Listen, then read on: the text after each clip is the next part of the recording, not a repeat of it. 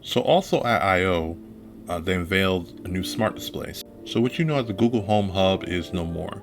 Google and Nest are finally trying not to separate and become one and move as one. So now it's a Google Nest effort. So say hello to the Nest Home Max. This is the larger version to the Home Hub that came out about 6 months ago, or about a little less than 6 months ago.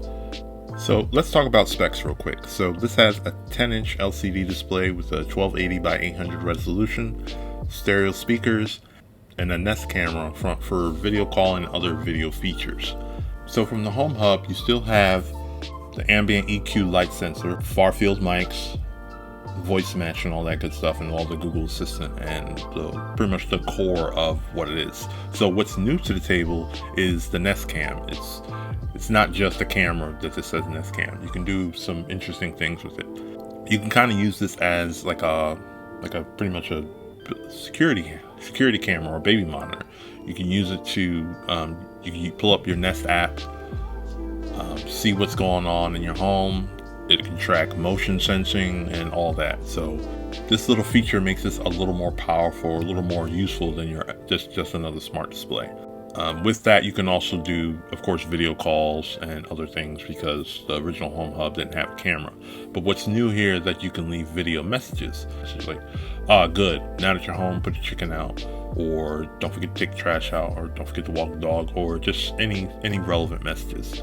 Also new is a new face match. So what they did with voice match, but with your face. So with it being bigger, they wanted to make sure to add a bit more sound, or bigger sound to it. So it has a stereo speaker system comprised of two 10-watt tweeters and one 30-watt subwoofer in the back. So just to give you an idea of what that sounds like, this is just a taste of what that audio sounds like. And this is like a crowded press area too. Hey Google, play Overnight by Parcel. Overnight by Parcels, sure. Playing on YouTube Music.